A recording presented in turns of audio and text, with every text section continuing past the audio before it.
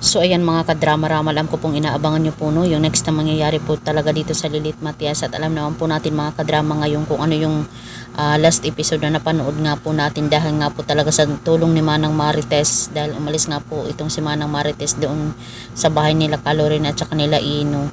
At alam naman po natin na pumunta nga po siya doon sa presinto para nga po sabihin talaga yung katotohanan. At dahil nga po talaga dito ay nakalabas nga po talaga itong si Lilith, dahil napatunayan nga po talaga nila na not guilty nga po itong si Lilith at wala po talaga siyang kasalanan sa pagkamatay ng kanyang nanay na si Attorney Meredith. At alam naman po natin mga kadrama na hindi po talaga titigil itong si Lilith na mabigyan talaga ng hustisya yung kanyang nanay na si Attorney Meredith.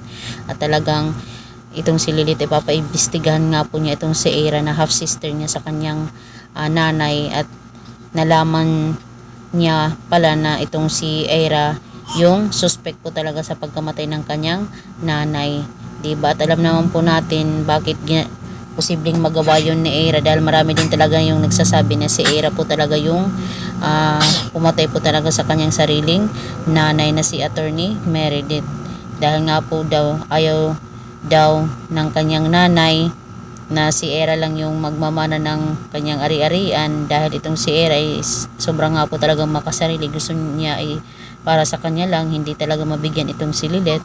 So yung nangyari, ayan, possible itong si Eira yung nagtapos talaga ng buhay ng kanyang ina, diba? At dahil nga po talaga dito, pag nalaman ni Lilith at napatunayan niya na itong si Attorney Eira yung totoong pumatay sa kanilang nanay, siguradong makukulong talaga itong si Eira panghabang buhay, diba? Kasi hindi naman talaga titigil itong si Lilith na hindi talaga mabigyan ng hustisya yung pagkamatay ng kanyang nanay, kahit kapatid niya pa ito, kahit anak pa ito ng kanyang nanay, diba? Kasi deserve din talaga ng kanyang nanay na mabigyan talaga ng hustisya.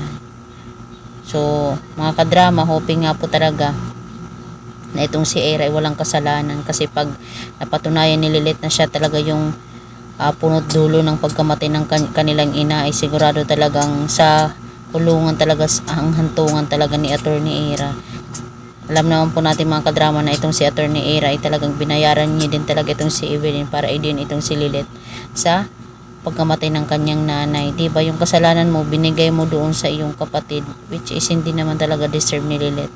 So ngayon na nakalabas na itong si Lilith dahil sa tulong ni Attorney Kurt tsaka ni Manang Marites, ay talagang gagawin talaga ang lahat ni Lilith para matulungan niya talaga o mabigyan ng hustisya yung pagkamatay ng kanyang nanay na si Attorney Meredith. So yun lang po mga kadrama, don't forget to please like, share, and subscribe my channel.